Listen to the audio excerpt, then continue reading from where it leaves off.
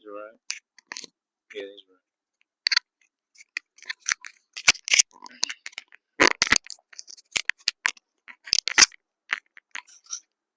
How you gonna start? So what we doing? What we talking about? Uh, game two, I guess, right?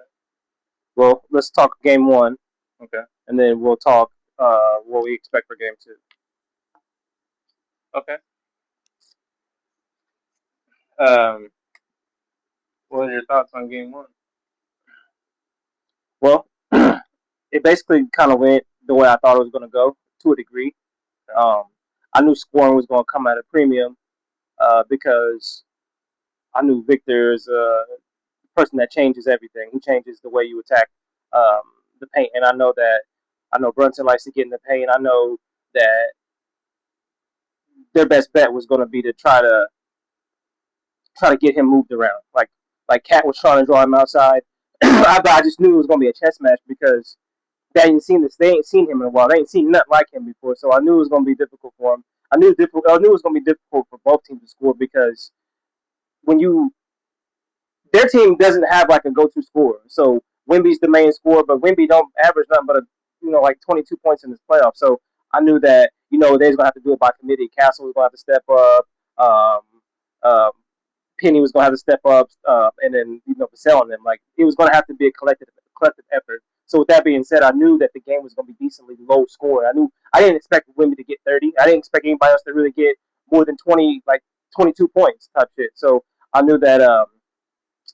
I just knew that with the layoff for the Spurs, they or not the Spurs, but for the Knicks, I knew they was gonna be a tad bit rusty, and they were.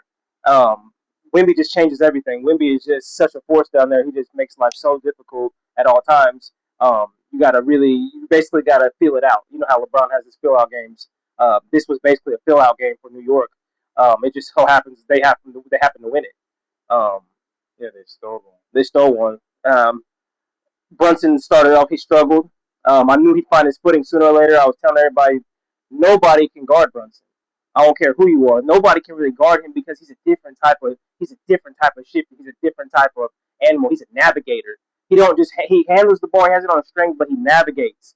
And I like that. I like basketball players like that. I try to do stuff like that. I try to navigate through. Like he's not going to just pick his dribble up. He's not just going to sauce you up and just he's got counter after counter. And the counter to me is just the forward momentum to keep going to the basket like his scoop layups. Like he's just doing stuff that 6 foot guards they can't really do. So I knew that they weren't going to be able to stop him, but they definitely made it difficult. But once he found his rhythm, going into that fourth quarter, he had 17 points, and I was telling Becky, I was like, well, shit, if he's going to get 13 points, and they're going to win the game because if they let him go off in the fourth quarter for those points, I just thought it was going to be a wrap, and it was. But the others helped out a lot. You got OG Anunoby hitting shots. You got who was the other person hitting shots? There was he got help in that fourth quarter. Somebody else had like 8 points in that fourth quarter to go along with him. So I just I just expected the veteran team to go out there and close the deal, especially when it was tied up in that third quarter. Because that's what I kept saying. Just keep it close, keep it close, keep it close. And then when it was 0-0, and I texted you guys 0-0, my mind it was over I to a feel degree. that. My mind it was over. I saw. I thought Spurs were gonna win, but I realized they had a tough game seven series. While Knicks, you know, it was a proof of maybe acted like he was tired, so maybe they were just gassed for having such a strong series against OKC, which is they had the best record, so Right. it's proven that they were going to be one of the toughest battles. Mm-hmm. And like I've been saying, they were trying to downgrade as Knicks had an easier path, but either way, they're both where they're at, so they're supposed to be where they're supposed to be. Exactly. And respect the competition. They Knicks came out on top of this one. I also think, like you said, Brunson took over in the fourth because that's what he's known for, is closer. Remember seeing Spurs being basically winning throughout the whole game. It kind of went back and forth there a little bit, but Spurs kept it controllable until the fourth, and that's when Brunson took over. I also realized, to me, it looked like Hart was the X factor because 15 boards off of He only scored 3 points, but everything else he did, Right. was crazy. He's a big piece for everything else complete. Right. And then Cat played tough defense against Wimby, made it tough. I saw first thing first. They were talking about how they want to see Wimby to the basket more, but Cat and Robinson are bigger dudes. Like they're not as tall, but size wise they're bigger. So it might be just too tough for him. You might have to figure out a different game plan. Like you said, maybe get the hooks out. Right. So that's what I saw. I think they're going to come back to the second game and tie it up because it's basically as close as you can get to. Uh, you have to win this one. Yeah. 100%. And like you said, like I was, I was kind of surprised how good a defense Cat played. But at the same time, Cat's decently mobile. He's got a quick first step. He's not known for his defense, but I think he's not known for his interior defense. That perimeter stuff kind of plays into his hands because he can move his feet. Um, and he did. He moved his feet with Wimby, and he made it tough. And I love that he did that. And as far as Wimby getting in the paint more, he still needs to get in the paint more. You know what I'm saying? He's got to figure it out. You've got to develop more of a post game. You can't say, oh well, this guy's heavier than me, so I can't do it. Like you have to work on your skill set. Now, this is the weakest offensive version of Wimby that we're ever going to see, and it's still pretty good. And so once he gets into the lab, I would advise him to reach out to some former greats and really work on that post game and also gain some weight. He did though. He reached out to one of the best that ever did it. Did he reach out to Hakeem? Hakeem, yeah. Yeah, well, he needs to incorporate this into his work and into his game. Though. Right, because you're not going to be a 7'4" power forward. I mean, I guess you could be because look at KD at 7 foot small forward, but your value to me is not just that. But Anthony Davis, they screwed him up because he ended up gaining too much weight, and now he's got to worry about the injuries. You got to find the sweet spot, like even Giannis. Like Giannis gets hurt from time to time, but it's because that dude, no, he's relentless. He's like a big version of D Rose. He's relentless. He's coming at you every time. So Wimby just needs to find that balance. He needs to find that he needs to put that muscle on. He needs to gain a good 20 pounds of just straight muscle. It takes a couple years to do that, but shit, you're young, you're 22, you have plenty of time to do that. So I just think that he needs to be more aggressive, and all that finesse basketball stuff ain't gonna work against this team. Fox had a terrible shooting night. Yeah. So I want to say it was like what 3 of 13 or something. It was pretty bad. I'd like to see him get going, but at the same time, they just need him to run the point. Yep. And I think he's capable. Like his prime days, he was capable of getting 30. I think he's capable of getting in the 20s. I just don't know if they need that from him. I think they just need the point. Yeah, because you got Castle is capable, and Harper's definitely capable. Harper coming off the bench is good energy. Is it? So I just think Fox needs to do the lead the way with the assist and fill out the game more. Let him fill out the game instead of it seems like he's nervous or Right. Because it is his first time here. He is the veteran on the team, but it's definitely his first time here. I just think just cut out all that shooting. You're not known for your shooting. You're known for your speed. Get to the basket. Get downhill. Work downhill. Work your way to the free throw line. When that shot's not falling, the best way to get it to fall is to get a free throw. You just need to see one go in. You need to get your stroke right. So get downhill. Please go fast and just make that your style of attack. And if not, set the table. Set the table. Like I like it, but the first half they did it right. They really did it right. They swung and they got it to their open people, and then the Knicks adjusted and finally started staying at home. right. Because you can't worry about Wimby all the time. Right, Champagne cool off, but he didn't get the looks. He didn't get the touches. So it's like, how does that happen? How do you go away from the game plan? And then Harper scorching. What's up, bud? Scorching hot in the first half, and then you don't see much from him in the second half. That's bad. To me, that's bad coaching because you got to figure out a way to get that guy involved, get him the ball. If he's cooking like that, his confidence is high. He's fearless. He's a young rookie. He don't know to be scared. He's probably only ever been a winner. Right. Like, let that dude eat because this is going to be his. This is some of his best basketball that he's going to be playing for you mentally. Yeah. For the most part, until he gets beat down by the NBA, and that might not even happen. I always believe give the man the hot hand the ball. Right. Like, no matter what the situation is, if this dude can't be stopped, keep feeding him the ball until they can figure it out. Yep. I feel like the whole game they couldn't figure out Harper, but he just wasn't getting the ball enough. I think it's politics. I think you're paying these guys. You're paying Wemby. Like, I mean, he's your superstar, and then you got your other guys. Fox, you know what I'm saying? So it's like you're looking. You're like, okay, yeah, good job, Rick. Appreciate you, but let me end with these guys. Yeah. But it's like that can't. I understand it for game one, but for the rest of the series going forward, that can't happen. Play who's hot. You play who's hot. You see it right now because game one is so pivotal. If you steal it, it's not shit if you win it as the home team. It's cool. I mean, it's something, but if you could steal it, it's so astronomically big because you put pressure on them for game two. So now tonight, they got so much pressure on them because you do not want to lose both games at home. Like, you play like you've been here before, but if you lose both games at home, your chances of winning the series go down so dramatic. It's like, bro, it's like, shit. It's just, it don't make no sense. So, I think right now, whoever wins game one, I saw first thing first say is like 69% or 66%. Yep. And then whoever, if drop to 2-0 though, I think it drops to like 30%. Yeah, because let's say Knicks win tonight again. It's 2-0. They're not going home and losing two. No. I'm letting you know right now. They're not at the Garden. They're not going home and losing two. At the end of that series, the worst case scenario, the worst thing that could, no, it'll be three or 3-1, not 3-1. It'll be 2-1, because no, I'm tripping. So they go home, they win the two. It'll end up being 3-1, and then it's over. This is over because you're just not coming back from 3-1. Not in the final. You're not LeBron. Right. You're just not.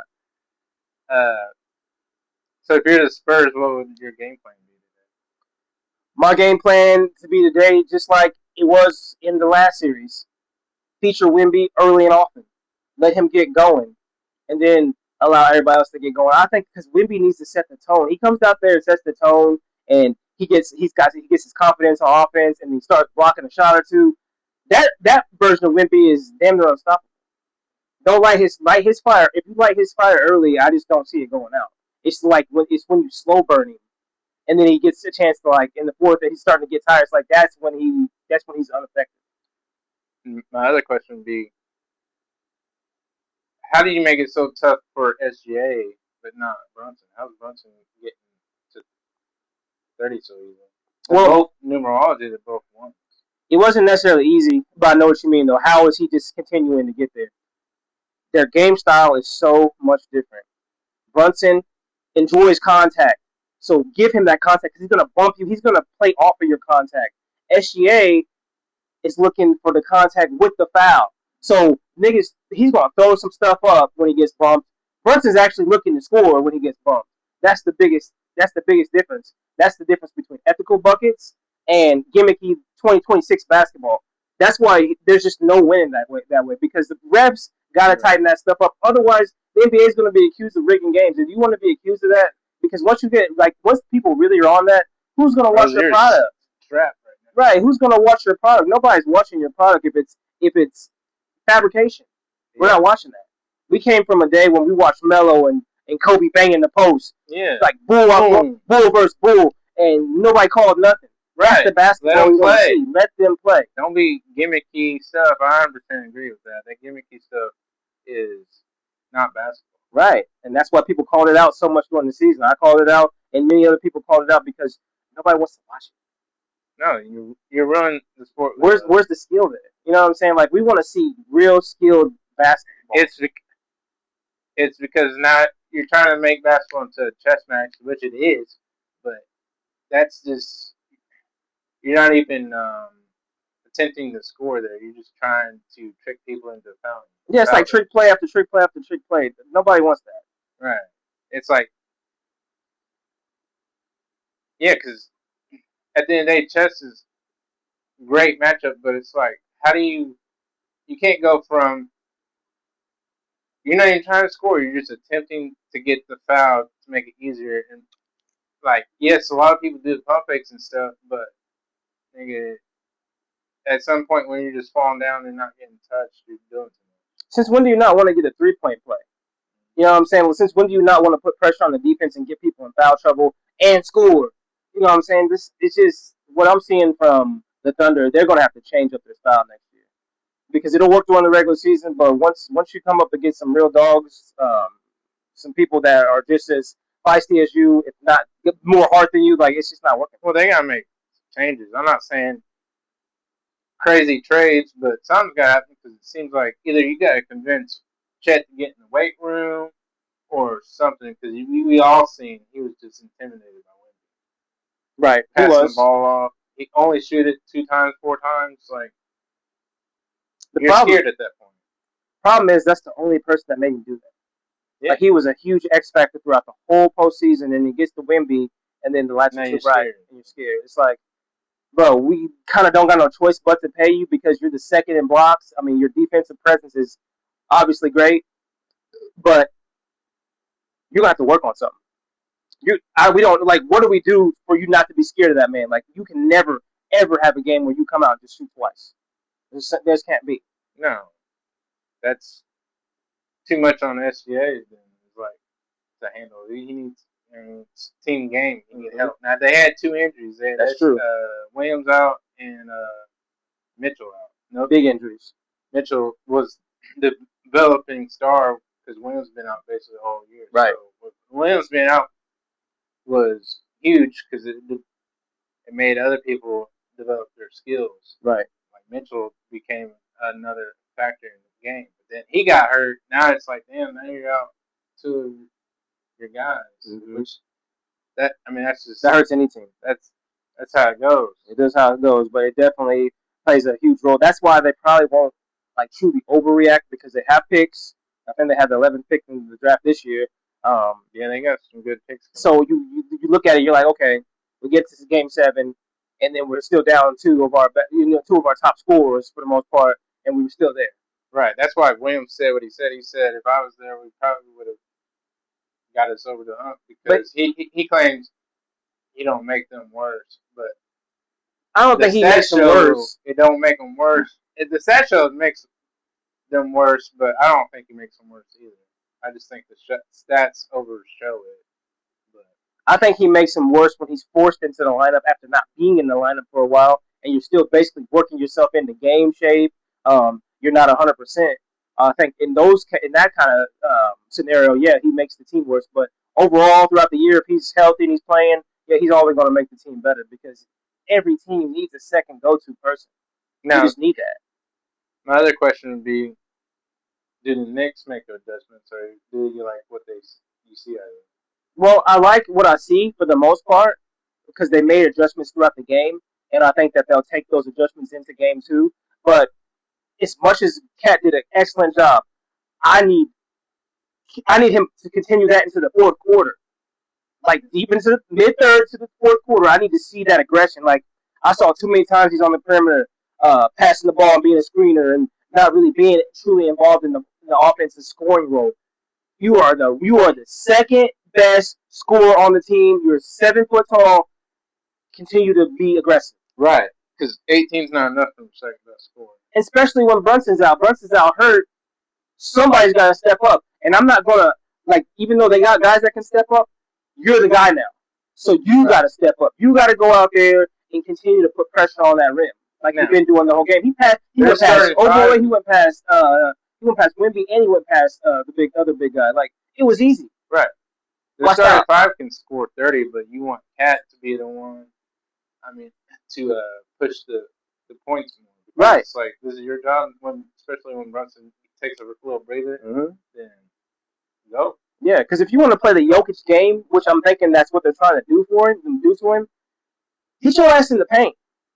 Because that's where Jokic does his damage. He's passing out of the paint. He's scoring in the paint. Like, be a threat because you never know what's going to happen. Is he going to pass? Is he going to score? He's right there. What's he going to do? Like, I like when you can get the people and get your bigs on the island. But when you get them on the island, go every time. I don't give a shit what's going on. Just go. Because the worst that can happen is you miss, but the best that can happen is an and one. So that means you're putting pressure on the defense, getting their best defender in the foul trouble.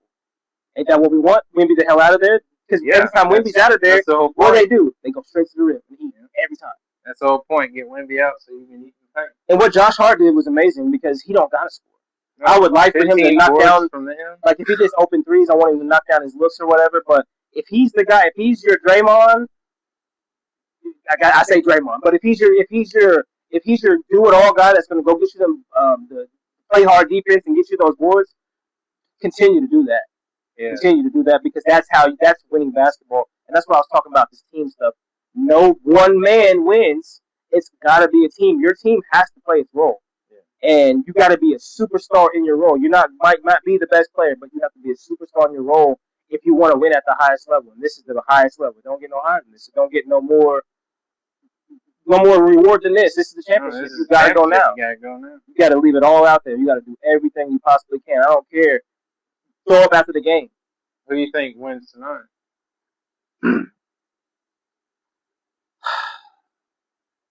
So, I'm curious to see how Brunson's body feels. You know what I'm saying? Because he got injured twice in the game. I think it was knee and ankle. So I'm interested to see how he's bouncing back from that. I got to stand by whatever I say here. So my brain tells me the Spurs got to win. You know what I'm saying? I feel like they got to win. Like, they just got to. They got to leave it all out there. They got to do everything. They got to treat this like Game 7 for real. Like, this is Game 7 to me. Like, you got to go out there and get that W in. So, I think Wemby's ready for it. All that being said, I still think the Knicks are going to win it. I told you. I'm telling you, bro. The Knicks are winning this shit. And now that there's blood in the water, because there wasn't no blood in the water before. It was just, sharks, all the sharks rowing. But now they smell it. Yeah, and if they can get this win, I'm telling you, tonight's going to be one of the. If it don't go 7, this is going to be the toughest fought game of the series. Yeah, this is it. I think Spurs have to, so I think Wemby will find a way. I respect it. I'm thinking that we're just I think you guys put a little bit too much pressure on Wemby. Is he the best player? Yes. But he's still real young. You know what I'm saying? Like, LeBron had the same pressure though. Yeah, LeBron got swept in the final, his first. So you think Wemby's going to get swept in his first? But LeBron didn't have a team like this. Like, LeBron was the ultimate driving factor in all this. I mean, there's a lot of rookies. Yeah, it was a lot of rookies. So for the Spurs, anyway. Well, for the Spurs, so for LeBron's team, they just weren't good. They just weren't that good, and everybody knows he dragged them. And nobody would possibly say Wemby dragged the Spurs to the finals. No, it was collective. Yeah, it was. It was collective. So I think it's a little bit different because Wemby has support he can lean on, and LeBron had to do it all for the most part. So, what was the question again? Wemby. You think LeBron got swept? Do you think Wemby can get swept? Oh yeah, I definitely think Wemby can get swept. I would. It'd be an indictment because his team is good. His team is good. You just beat the Thunder, so how you getting swept by the Knicks? Not saying that the Thunder's better than the Knicks because I don't think that. I think the Knicks could have beat the Thunder, but how you get swept by this team and you took that team 7? It won't compute to me. But NBA is about matchups because I think Spurs is a team that Knicks wanted. I don't think Knicks have beaten OKC. I don't think that's even. I won't even begin to speculate on that because we ain't gonna see it, and I'm glad we're not seeing it because I don't think that the Thunder deserve to get there. Not with all that flopping bullshit they did throughout the regular season and postseason. I think that the basketball gods gave us what we needed. Yeah, because as big as a fan I am, I think SGA is really great, but yeah, all that flopping stuff has got to go. Yeah, because when you're that great, you don't need open his eyes for it. Maybe let's open his eyes. Maybe, bro. Maybe you're better than that. At least we thought. Maybe it's like, but that coach said that he don't even coach really. He said he don't really coach SGA. He just let that nigga do his thing. So that's terrible. The problem is maybe SGA don't got nobody like really telling him. Like, people don't listen to the internet. Like, you need somebody close to you to be like, hey, bro, like you're really the best player in the world. So what's with the gimmicks?